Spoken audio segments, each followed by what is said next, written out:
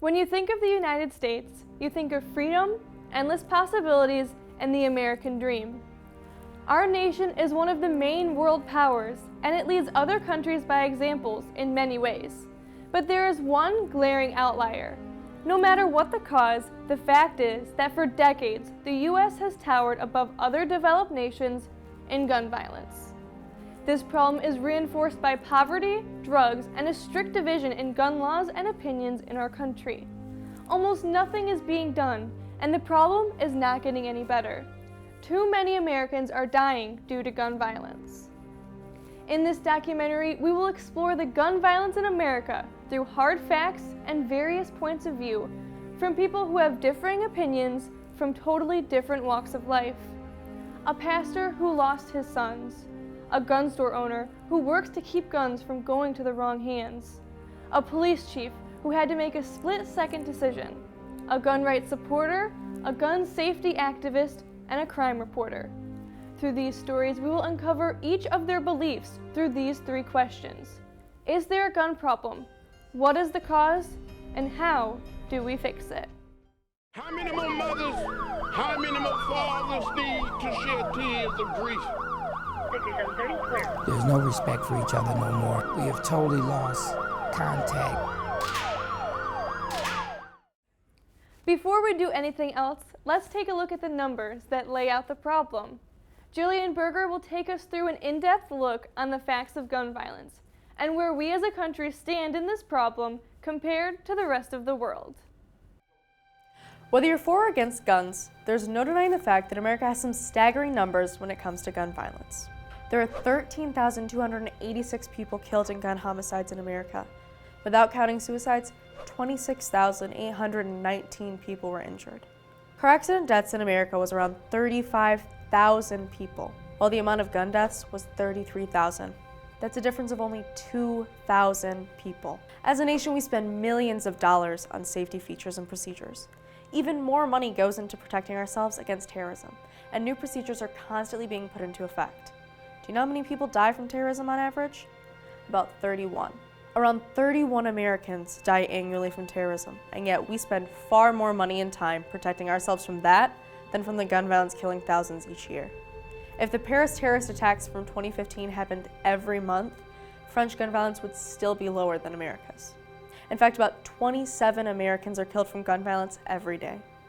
27 people at the least are killed in gun violence every day. Did you know that Americans are 7 times more likely to die from gun violence and 6 times more likely to accidentally die from gun violence? If we're that much more prone to dying from this than all of these other developed nations, why haven't we done anything? Even though the US is considered a well-developed nation, our firearm homicide rate towers over other countries at about 9,146 people. Germany only had 42 deaths. The US firearm homicide rate was higher than that of Pakistan and a little less than the Democratic Republic of the Congo. In a study with 22 other equally developed nations, the US had half of the study's population, but accounted for 82% of all the gun deaths. That's unbelievable. 92% of teenagers and young adults that died from gun violence happened in America. That's terrifying. More young people died in America than in Japan or the UK. Why? There's thought to be 300 million guns in the United States, held by only 1/3 of our population. So is it a surprise that gun violence has a 25 times higher rate in America than in those other nations? You're always warned about gun violence occurring overseas. However, there are enough statistics happening in America to showcase our big issues with these weapons. Around 20 people in America are killed by guns compared to every 1 person in the UK. About 2/3 of all US homicides are actually gun homicides. And as of September 26th, guns have been used in 71.5% of US murders. Did you know that across the country, the violent crime rate has actually gone down? In most places in the United States, violent crime rate is lower than it used to be. But of course, there are a few outliers such as Chicago and St. Louis. The ownership of guns, however, is on the rise. If we have a lower crime rate, then why are we buying more guns? The manufacturing of these weapons has gone up to almost doubling from its total of over 3 million. Is the answer to the increase in ownership because of the manufacturing increase?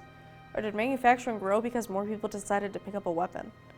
Will this increase in ownership bring our violent crime rate up again?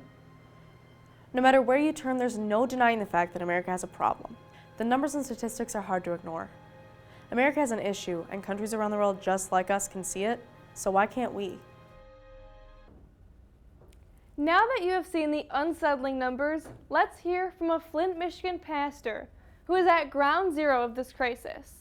Flint has placed in the country's most dangerous cities, and he knows firsthand the hardship that the city can bring. He lost both of his sons at different times due to gun violence.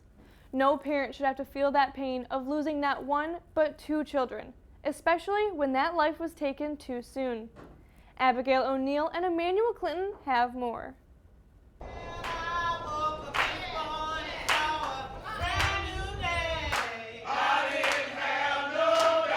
There's a saying that says society is the church's report card. I mean, if society is the church's report card, you got 483 churches in Flint, and Flint look like it's a war zone. Some tell me church is not doing what they're supposed to be doing. Pastor Jeffrey Hawkins has lived in the city of Flint all his life. And Flint, being no stranger to violence, was, for 3 consecutive years, the nation's most violent city of over 100,000 people or more, according to the FBI. While some people's lives took them to the streets, Father Hawkins got into church and eventually joined the ministry in 2002. He then started pastoring at the Prince of Peace Missionary Baptist Church in 2007. That year turned out to be one he would remember forever, for all the wrong reasons. My 14-year-old son was walking out of a convenience store just buying some candy and got caught in some crossfire and he got shot once in the chest and died. And sadly, tragedy struck again in 2010.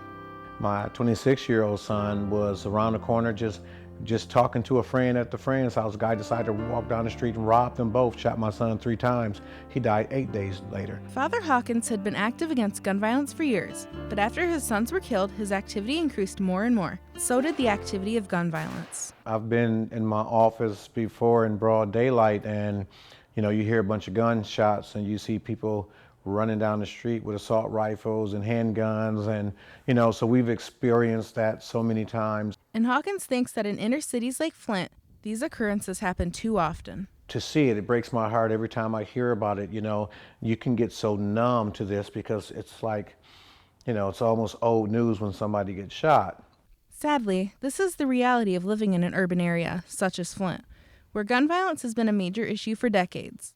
Hawkins thinks that drugs, a lack of jobs, and broken homes work together to inflame this problem. It's just one dynamic on another, but the end result is, let's just shoot each other. He's starting in the streets around his own church. They host job fairs and free breakfast to help people and keep them away from the crime in Flint. In addition to helping locally, Hawkins says that more regulations on accessing weapons, better communication between police and residents, and just generally taking responsibility could stop this violence. And he believes that his actions are making a difference. I believe it's working because if you can help one, then you've just did some great work, and one can always turn to 2. From a Flint local who had to live through the unimaginable. Now let's hear from a local gun store owner who tries to ensure that his guns only go out to the capable people. Bailey Telasco will bring you more on his quest to make sure that the guns he sells are in safe hands. Williams Gun Sale Davidson has been in business for 90 years, and with the nationwide gun applications quadrupling since 2008, Williams is booming, selling over 100 guns a week. As Chief Operating Officer, Brian Wright has gotten to know people from all different backgrounds that come into his store. We've had the 80-year-old grandma come in to buy a handgun for personal protection because she might live in an area where she feels a little unsafe compared to where she used to, all the way to somebody that just all they do is target shoot. Williams' biggest concern is safety and doing things legally. That is why buying a gun here is such a process. That process begins with you must be 18 years old or older. Then, after picking out your firearm, they fill out the federal paperwork. It begins with general questions and then goes into deeper questions such as if you have a criminal record.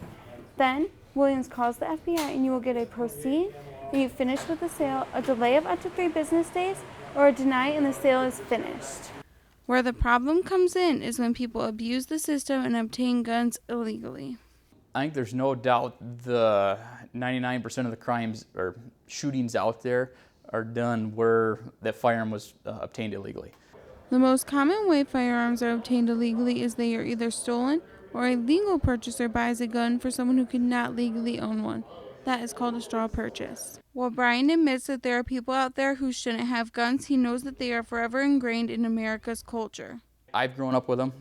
Firearms, it's something my part of life, as well as millions of other Americans out there. So when it comes to the gun violence problem in America, Brian believes that it's only affecting some places. In certain parts of the country, yes. Chicago, there is a gun violence problem. For Brian, the problem and the solution are the same. People that do come in and try to buy a gun and get a deny, why are they trying to buy a gun?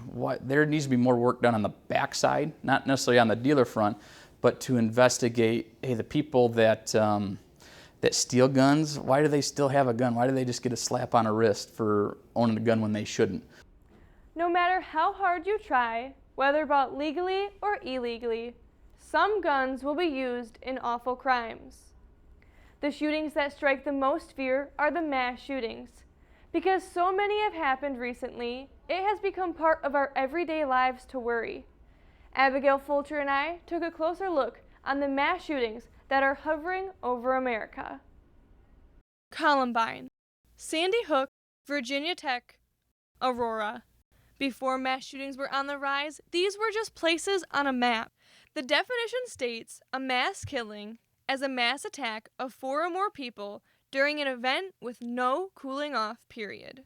In the 17 years before Columbine, there were only 27 mass killings in the U.S. In the 17 years after Columbine, there have been over double the numbers.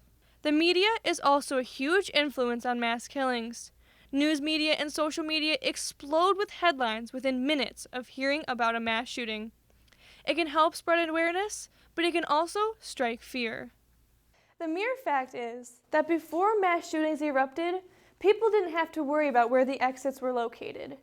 You didn't have to worry about whether you were safe in a church, a mall, or even a school. This just shows how much the times have changed. In the past, nobody even knew what a lockdown drill was, and now it's a common practice in almost every American school. Gun laws are a hot topic in the U.S. Either they're too strict or too lenient. But no matter what, there always seems to be flaws. The government is no stranger to showing opposing sides according to party. The Democrats and the Republicans are at opposing sides on this quest for a safer America. You can go back throughout history and this is the case. And it won't stop at gun laws. Many politicians have voiced their opinions on what is enough and the steps to stopping this ongoing crisis. Alicia Paxton has the story. The debate on gun control has been an ongoing topic for a long time now. But in light of recent events, it's becoming an even more stressed issue. And, as time goes on, it's now a game of tug-of-war between the Democrats and Republicans. The Democrats go on high dudgeon that we've got to restrict the Second Amendment rights of law-abiding citizens. By the end of this year, Madam President, 30,000 Americans will have died from gun violence. Now the government is stuck between a rock and a hard place, between gun control and upholding the right to bear arms. The opinions of the cause for this problem are widely ranged, which is creating a gap when it comes to a solution. After the mass shooting at the Orlando nightclub, Democrats had had enough, so much so that on June 22, 2016, just days after the shooting, they staged a sit-in in the House, led by U.S. Representative John Lewis, where they stayed overnight, demanding more laws controlling background checks and gun bans. The time for silence and patience is long gone. We're calling on the leadership of the House to bring common sense gun control legislation to the House floor. Not next month, not next year, but now, today. Rise up, Americans. This cannot stand. The end result was the same as it has always been. Nothing. Nothing came after another mass shooting and another plea for change. The current gun laws in America stem all the way back to the Constitution, where our Second Amendment states that a well-regulated militia being necessary to the security of a free state, the right of the people to keep and bear arms shall not be infringed. Since then, there has been different laws made to restrict just how much people have the right to bear arms. They vary from state to state, but the biggest law in concern is open carry of handguns and long guns. There are 31 states that allow open carry of handguns without any permit or license. 15 that require a permit, and then there are 5 states that completely prohibit it. When it comes to long guns, though, 6 states ban the open carry of long guns, while in the remaining 44 states, open carry is legal. Then what comes into play is certain gun types, or more specifically, assault rifles. As of 2016, there are 7 states that have banned assault rifles by their definition of what that is. And the definitions are drastically different, and not just with assault weapons. While looking at gun laws in general, they are so diverse that almost no state is alike. California has the toughest gun laws in America, followed by Connecticut, New Jersey, and Massachusetts. And looking at the gun deaths per year, the number seems fairly low in those states. Then, when you look at the states that have the least restrictive gun laws, like Mississippi, Kansas, Missouri, and Arizona, you can see that the death rate by guns is much higher. And when you add the poverty rate, things really start to fall into place. Excluding California, you can see that the states with lower poverty levels have lower death rates, and vice versa with the other states. The stricter the gun laws and lower poverty levels seem to bring a lower firearm death rate. But yet there is not enough national agreement to bring about better laws to any of these problems. Both sides are dug in, yet there is still no solution, and it is leaving everyone frustrated. We're talking past each other. We've got a system, we've got a series of votes designed to all fail. We're going to accomplish nothing. That's what we're making sure of tonight. And it doesn't have to be this way. This is what is so maddening about this. So now the question everyone's asking is when? When will the line be drawn, and when will things finally begin to change? Newtown, Aurora, Charleston, Orlando. What is the tipping point? Are we blind? Can we see? How many more mothers, how many more fathers need to shed tears of grief before we do something?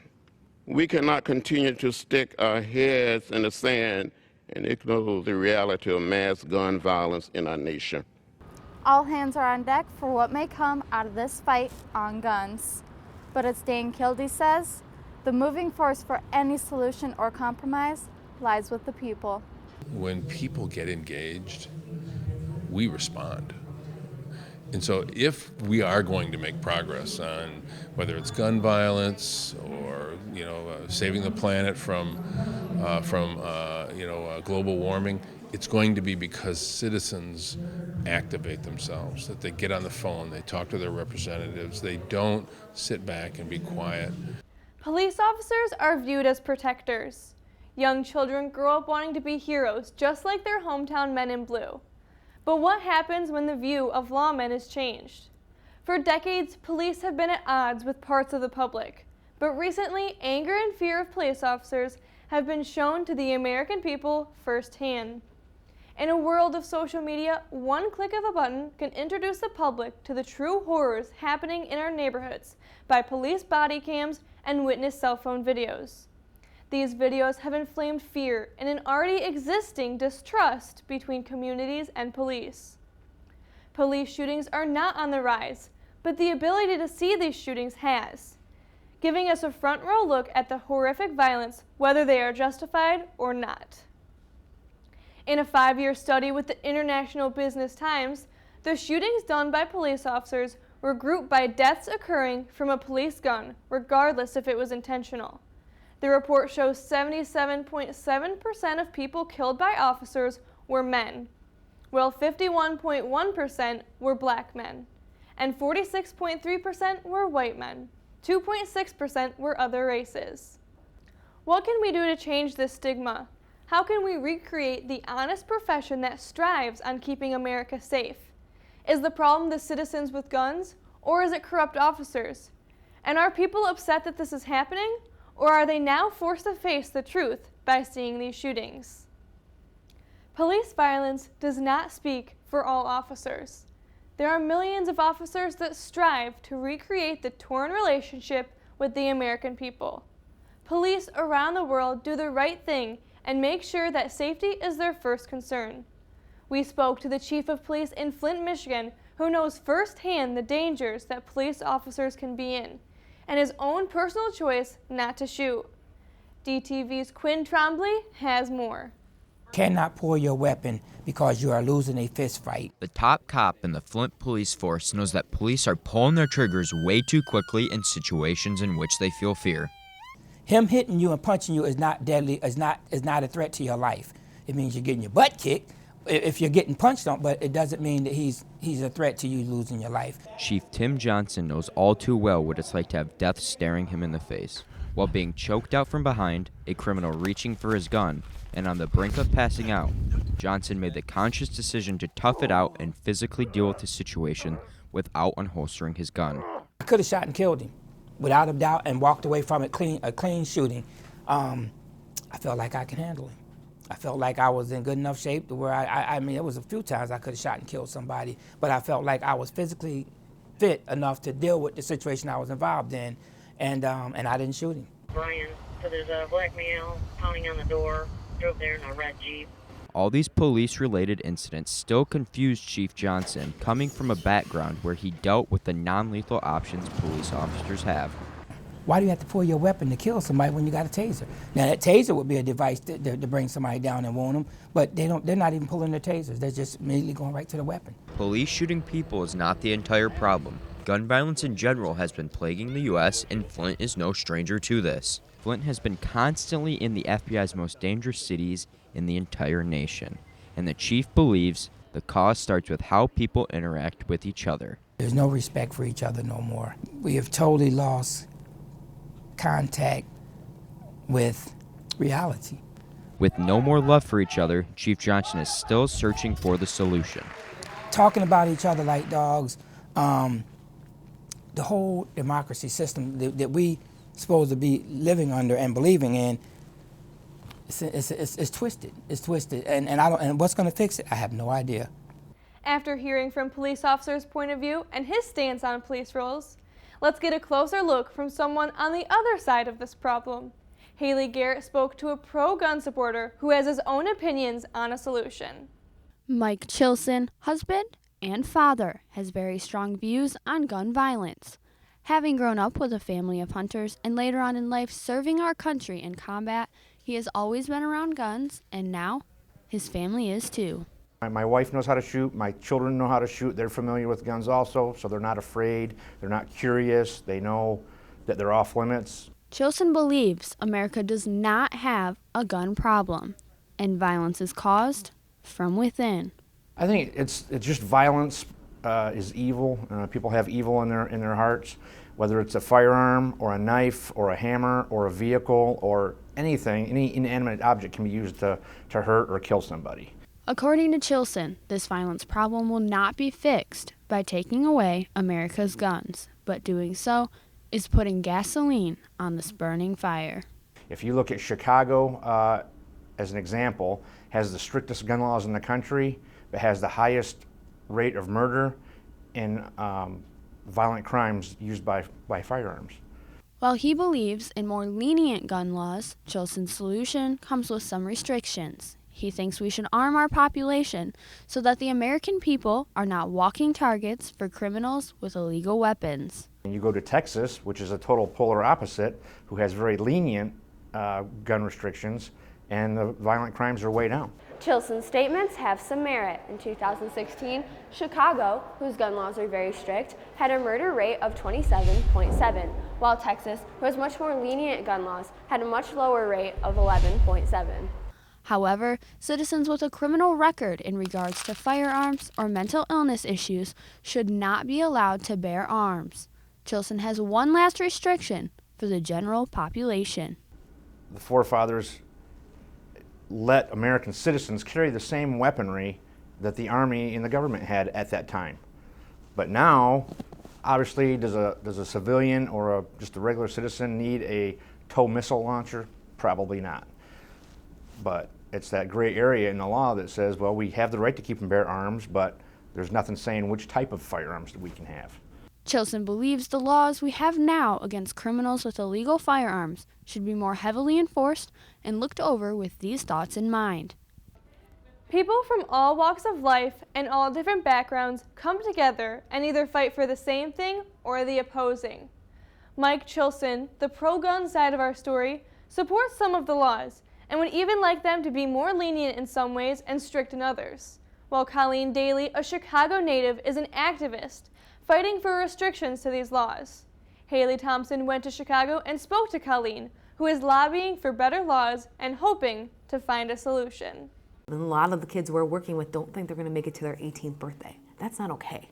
But that's the real reality in these communities. Colleen Daley, the executive director of Illinois' Council Against Handgun Violence, often finds herself working with the children of Chicago, whom are no strangers to gun violence. The sound of a gunshot is unusual to most children in the U.S., but sadly it's commonly heard in the city of Chicago.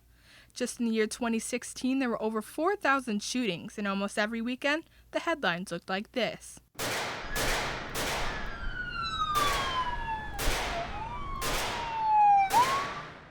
A problem so big, even a group whose sole purpose is trying to put a stop to gun violence, the solution isn't easy to find. If there was an easy answer to this issue, we would have solved it by now. But there's not one gun law that's going to fix this. When Colleen first started lobbying against gun violence, she said it was lonely dealing with an issue no one wanted to get involved with because it was too controversial. But as the shootings increased, so did her group of supporters. This is an elite group of people that no one wants to be in this club. And what you hear from them time and time again is, I didn't get involved because I never thought it could happen to me. And then my child was killed. Colleen's job is to make sure the public and lawmakers are aware of the dangers of gun violence. And she says the first step to finding a solution is making sure the issue's up for discussion. But we need to live with our eyes open and talk about this issue and continue to talk about it. Sometimes I feel as though we don't get enough press. I love this piece because I just think it's... The artwork on Colleen's walls really tell a story of how the children of Chicago are dealing with gun violence. It's communities that there's no economic opportunity.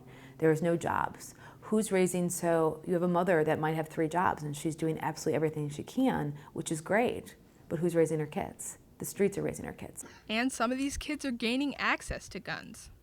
A lot of that stems from the fact that we're surrounded by states that don't have good gun laws. You look at a state like Indiana, where we've got guns just flowing over the border from there because they don't have background checks on all gun sales. Although no easy answer has been found yet, Colleen believes more laws and some funding will help alleviate the problem. In the meantime, Colleen will keep doing everything she can to put a stop to gun violence. From the standpoint of a woman whose life goal is to create a safer world, to a crime reporter on the streets of Chicago, both hold a unique take on the situation. We have shown you people who are for guns and against guns. Now let's hear a crime reporter who is based in Chicago, which may be considered the heart of this problem. Madeline Jacobson has the story. Sirens burst into excitement down the packed streets of Chicago multiple times a day. Onlookers look over to see what all of the commotion's about, but rarely get the full story. This is everyday Chicago life, but is there more to it than those sirens proclaim? Frank Maine, a crime reporter for the Chicago Sun-Times, understands all too well.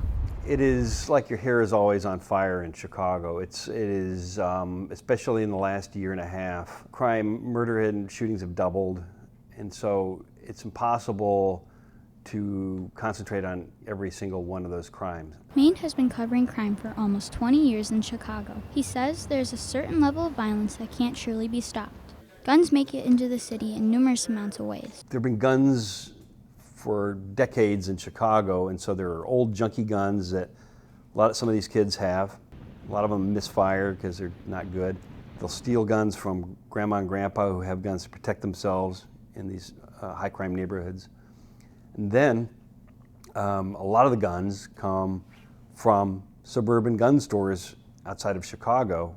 Just last year, 4,300 people were shot in Chicago. Maine recently did a series of stories over a 4-month span where he went on ride-alongs with Chicago homicide detectives to try to solve a murder case of a teenager. What struck me about that story is that the homicide detectives were certain that his friends knew who did it, and his enemies certainly knew who did it. And as I sat there and watched these detectives talk to these people and tell them, we're not going to tell you anything, it became really clear to me why there's such a problem in Chicago. It seems that more and more people are starting to not trust the police. Many, it turns out, have specific reasons. You might have a migrant worker from California who's in Chicago and doesn't want to talk to the police because he's worried of getting deported, and he's worried that this guy who shot him is going to come back and do his family. You have people who got shot, but they were criminals themselves, and the judges didn't trust them, and they didn't feel like anybody in the system would really take their word seriously. This melting pot of a city has a society that is too familiar with the uninvited guest, the gun. And when high schoolers were questioned about them, the results were shocking. He was like, does anybody know somebody who's been shot? Raise your hand. Everybody raised their hand. He says, does anybody know 5 people who've been shot? Half the room. Does anybody know 10? Quarter of the room. Does anybody know 20? Hands still went up. Yet, the remaining question still stands. How will this be solved? Maine believes that it's going to take much more than just arresting people. It is a super complicated economic problem that needs to be addressed.